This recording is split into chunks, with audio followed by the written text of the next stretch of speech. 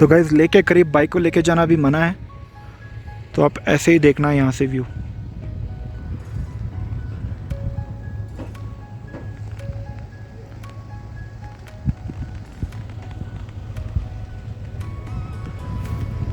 हाँ जी, तो पैंगोंग से भी आगे बाइक ले जाना मना है, तो इतनी दूर पे आप उसको पार्क कर सकते हैं बाइक को। कैंपिंग कैंप्स यहाँ बहुत सारे लगे हैं, लोग इतने ज़्यादा नहीं हैं, पर बस लोग आके विजिट करके निकल जा रहे हैं। जो मुझे हानले जाना था उसका रास्ता ना चुशुल का लिंकिंग रोड यहाँ पे हुआ करता था 2019 तक। जब से 2020 में अभी ये चाइना का बॉर्डर का इशू शुरू हुआ है, तब से जो लिंकिंग रोड है, सागाला वाला रोड है जो चुशुल जाके मिलता है फिर हानले जाता है, इस वाले रोड को बंद कर दिया गया है। तो मेरे पास अभी दो ऑप्शन है। एक, या तो मैं यहाँ से वापस जाऊँ, अभी जो जंक्शन था थांगस्टे का, या थांगस्टे नाम की जगह थी, वहाँ पे एक जो जंक्शन था वो जंक्शन तक मैं वापस जाऊँ, वहाँ से चुशुल 83 पड़ता है, फिर उसके बाद हानले पड़ता है। पर वो जाने के लिए मुझे पहले उस थांगस्टे वाले जंक्शन पे जाना है, उसके बाद मुझे वापस कारू जाना है, क्योंकि पेट्रोल फिल करना पड़ेगा, पेट्रोल काफी नहीं होगा। कारू जाना पड़ेगा उल्टा रास्ता, फिर कारू से वापस वो थांगस्टे का जंक्शन, वहां से चुशुल, हानले, फिर वहां से जो भी रास्ता पड़ेगा वो। तो ओवरऑल मैंने कैलकुलेट किया तो डाइवर्जन जो है वो 150 से 200 किलोमीटर का मुझे उल्टा रास्ता पड़ रहा है, जो मुझे जाना है फिर कंप्लीट करके आना है हानले के लिए। तो यहाँ पे मैं अभी लंच के लिए रुका हूँ। आइटनरी मैंने अपनी चेक की थी, मैप का भी मैंने चेक किया था, तो डिस्टेंस बहुत ज़्यादा पड़ रहा है, तो मुझे समझ नहीं आ रहा कि हानले जाऊँ या मैं रिटर्न हो जाऊँ,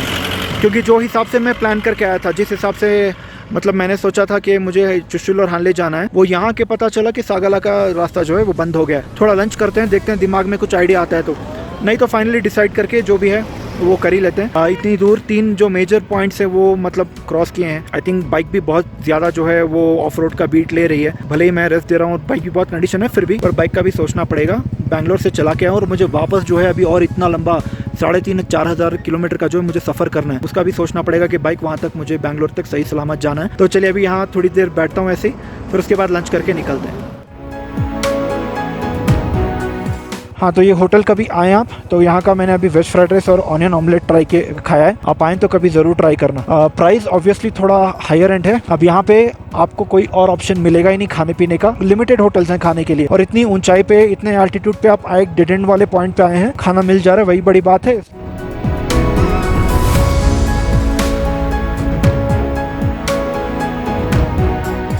मैं चुशुल का सोच रहा था ना कि मतलब वापस जाऊंगा चुशुल, 150 किलोमीटर का जो भी मेरा टर्न अराउंड पड़ेगा वो घूम फिर के, तो उन्होंने बोला सर आप वहां से भी अगर जाएंगे चुशुल के बाद हानले से पहले न्योमा करके बोल के एक जगह आती है, उन्होंने बोला कि सर ये न्योमा जो जगह है ये भी अभी आर्मी के कंट्रोल में ही है और वो किसी को छोड़ नहीं रहे हैं, तो हानले आप कैसे जाएंगे पता नहीं, तो आपको हो नहीं पाएगा हानले जाना। अब लोकल्स को पता है ज्यादा, तो उन्होंने मुझे अपडेट दिया। तो अनफॉर्चुनेटली हानले मैं अभी नहीं जा रहा हूँ, कभी फिर जिंदगी में मौका मिला तो जाएंगे। पैंगोंग से मैं निकला हूँ, ये लास्ट पॉइंट था। वैसे पैंगोंग लोग तो बहुत लंबा है, 35 किलोमीटर ये जाता है, ये सिर्फ 30% इंडियन टेरिटरी में आता है, 70% ये चाइना की टेरिटरी में आता है, तो सोचिए वो कितना बड़ा होगा। टाइम हो रहा है शाम के 3:45, 3:45 है अभी। तो अभी मुझे वापस वो दुर्बुक तक जाना है उतनी दूर, फिर उसके बाद कारू का रास्ता जो है, चांगला पास का जो भी रास्ता है, तो दुर्बुक से वो लेफ्ट लेके मुझे जाना है। मेरे पास सनसेट तक 2.5 घंटा या 3 घंटा है, तब तक मुझे कुछ सोचना है कि क्या करूँ। सुबह मैंने दिखाया था तो पानी नहीं था ना, जमीन पूरी मॉइस्ट थी, देखिए पानी आ गया। अब कुदरत है, सुबह में एक नज़ारे, शाम में एक नज़ारे। तो ये वो जंक्शन था जो मैं बोल रहा था, वहाँ से मैं आया हुंदर, और ये मैं गया ये पैंगोंग, ये लेफ्ट को जाता है शक्ति। चलिए जी, रास्ते अच्छे हैं, दुर्बुक पहुँचते हैं, वहाँ से देखते हैं मनाली का। Guys thank you very much मेरे साथ जुड़े रहने के लिए, और चैनल पे भी जुड़े रहने के लिए। नहीं जुड़े हैं तो प्लीज़ सब्सक्राइब कर लीजिए। तो ये है दुर्बुक का जंक्शन, ये जो स्तूपा है ना, ये जंक्शन है।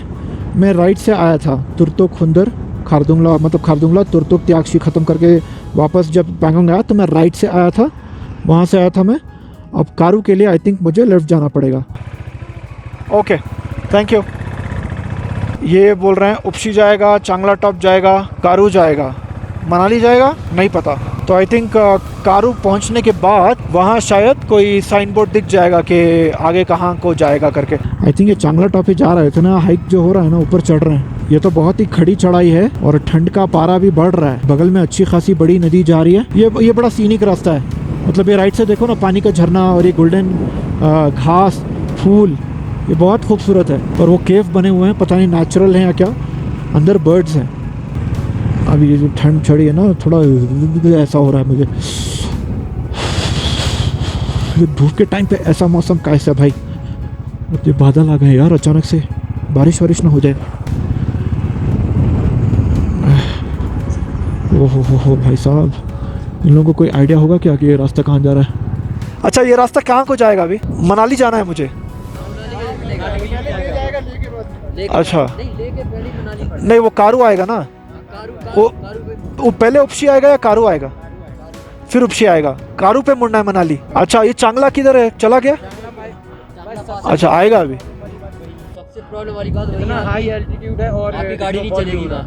तो चलिए करते हैं चांगला टॉप भी। मैंने ना अभी अंदर विंटर जैकेट पहनी है, उसके ऊपर अपनी राइडिंग जैकेट पहनी है और ये विंटर ग्लव्स पहने हैं। वो लड़के बोल रहे थे सर ये विंटर ग्लव से हो जाएगा, तो पैरों पे हल्की हल्की मुझे जो है ठंड महसूस हो रही है अभी, इसलिए इस रूट पे ज्यादा गाड़ियां नहीं आ रही है। भाई मैं तब से देख रहा हूँ यार, इतना शांति वाला रोड है। अगर आप इस साइड आ रहे हैं तो खुद को प्रिपेयर करके आए, क्योंकि ये धूप का मौसम है। जब मैं आया हूँ सोचो, धूप के मौसम में ये हाल है कि यहाँ ठंड इतनी है। और अभी वो लड़के बोल रहे थे सर ऊपर बर्फबारी हो रही है, क्योंकि वो वहीं से गुजर के आए।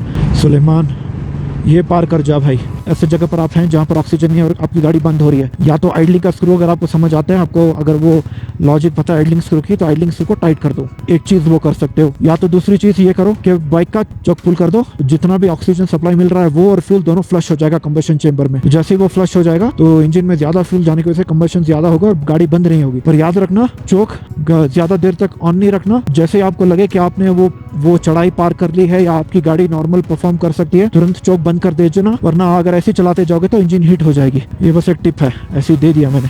बस इंजन की फंक्शनैलिटी पता है इसलिए बता दिया। ज़रूरत के टाइम पे ही, इमरजेंसी में उसको मतलब आप उपयोग करें। यार यहाँ तो रोड ही नहीं है भाई।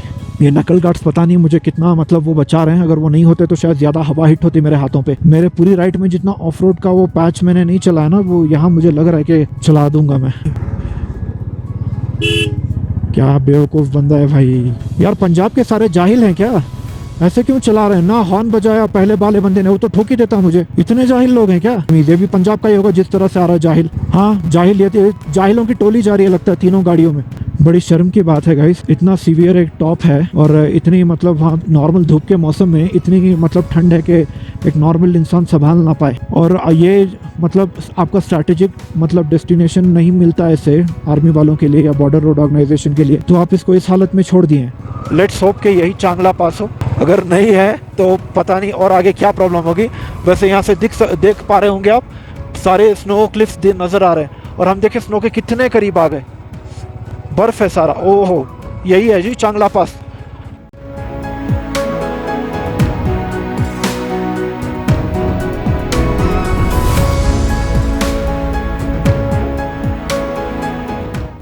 तो गाइस हमें अभी चांगला पास पे 17,688 फीट का ये जो है चांगला पास है। 17,900 प्लस फीट का जो पास है वो खारदुंगला है, दुनिया का हाईएस्ट मोटरेबल रोड।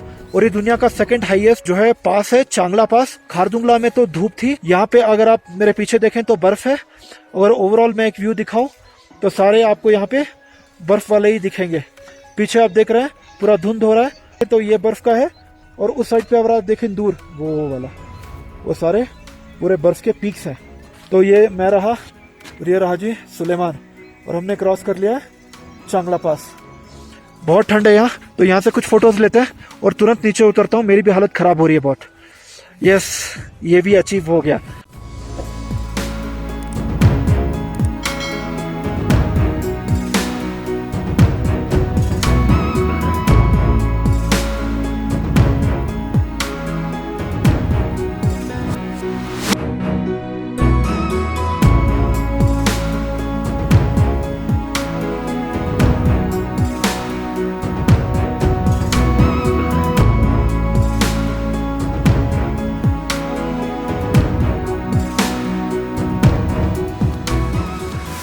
तो यहाँ पे चांगला बाबा स्थल का एक मंदिर भी है, आप देख सकते हैं। सारा क्लाउडी हो रहा है। ये हमारा सुलेमान और ये जी आइस का पीक। फाइनली बर्फ के इतने करीब हो गए हम। तो गाइस फाइनली इस पास को क्रॉस करने के बाद मैं कॉन्फिडेंटली और प्राउडली कह सकता हूँ कि मेरी राइड एक्सट्रीम रही। ये एक्सट्रीम था, road extreme, weather extreme, second highest pass है। लेकिन हालत देखो यहाँ कैसी है। मैं 10 मिनट रुक लिया यहाँ पे। आई थिंक उससे ज्यादा अभी भले मुझे पता ना चले, पर हिट करेगा थोड़ी देर में। फिर तो निकलते हैं यहाँ से। सारे कैफेज बंद हैं गाइस, कैफे सब कुछ बंद है यहाँ भी। तो यहाँ पे हल्की सी मतलब ड्रिजलिंग स्टार्ट हो रही है। इस टाइप का जो वेदर था ना, ये जो एक्सट्रीम वेदर था, ये जो कंडीशन था, ये मैं एक्सपेक्ट कर रहा था कि खारदुंगला पे होगा, पर खारदुंगला पे तो धूप ही धूप मिली। तो गाइस कभी भी चांगला टॉप आ रहे हो तो याद रखो ये समर का टाइम है, और समर के टाइम ये हालत थी। तो अगर आप समर के अलावा कभी बारिश अब ठंड के मौसम में आते हो, प्लीज प्लीज मल्टीपल लेयर्स अपने अच्छे खासे वार्मर्स रखना, हाथों पे अच्छे खासे ग्लव्स पहनना, वार्म ट्राउजर्स पहनना, और शूज भी जो है अच्छे खासे रखना। आई थिंक ये मेरी जिंदगी का सबसे एक्सट्रीम टेम्परेचर रहा है जो मैंने अभी फेस किया है। अभी नीचे उतरने में कितना टाइम लगेगा पता नहीं। मैं खारदुंगला जितनी ही हाइट पे हूँ, सिर्फ 200 फीट का डिफरेंस है। वो लड़के बोल रहे थे कि बर्फबारी हो रही है, बर्फ तो नहीं हुई भाई। अगर बर्फ हुई होती ना तो बर्फ नजर आती। ओ यार 6:30 हो रहे हैं भाई, सनसेट हो गया, हो रहा होगा अभी। कोई नहीं है गाइस, कोई नहीं है, मैं अकेला बंदा हूँ। एक दो वो लॉरी गई गिनती की, बाकी ये जितना भी है ना रास्ता, मैं अकेला ही हूँ।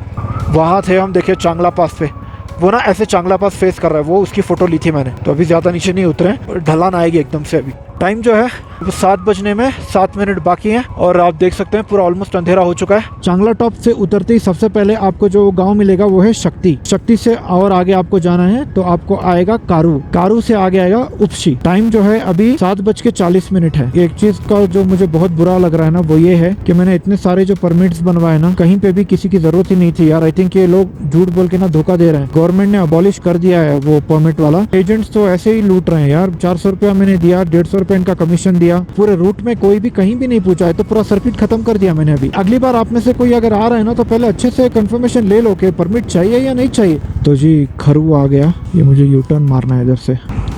उपशी कितनी दूर है पूछ लेते हैं पहले किसी से।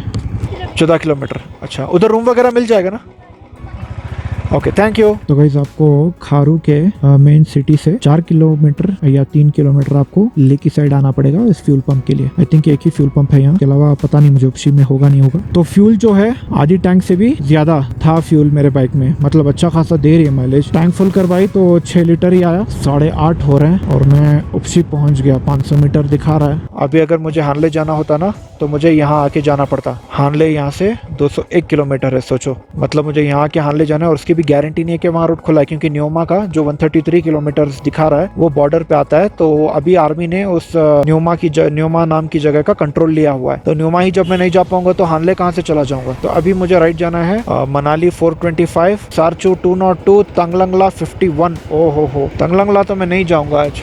यहाँ कुछ खा लेते हैं ना, अभी टाइम हो गया है बहुत। तो गाइस टाइम है रात के 10:30 बजे। मैं उपशी में हूँ। उपशी के बाद जो नेक्स्ट डेस्टिनेशन आता है वो पांग है, और वो यहाँ से 100 किलोमीटर दूर है। तो रास्ते में जो है तंगलंगला टॉप पड़ता है। तो रात के टाइम पे तो टॉप क्रॉस नहीं कर सकते, इसलिए मैंने उपशी में टॉप ले लिया है। शेयरिंग बेसिस पे रूम है, गिनती के शायद 1-2 होटल्स होंगे यहाँ पे, तो यहाँ पे मैंने रूम लिया है। तो आज जो रूम मैंने लिया वहाँ पे 3 बेड है, जिसमें मैं और एक और हमारे यहाँ पे रूम शेयरिंग के बेसिस पे जो है हमारे यहाँ पे गेस्ट है। तो इनका नाम मोहित है। ये भी ट्रैवलर है, पर ये इनका अंदाज कुछ अलग है। ये हिचहाइकिंग करके मतलब मुंबई से यहाँ पर आए। तो ये मेरे साथ है मोहित जी। तो इनका यूजर नेम भी है। इनका चैनल नहीं ना आपका यूट्यूब? नहीं अभी तक। यूजर नेम क्या है आपका? आवारा मैडी इंस्टाग्राम पे। हाँ।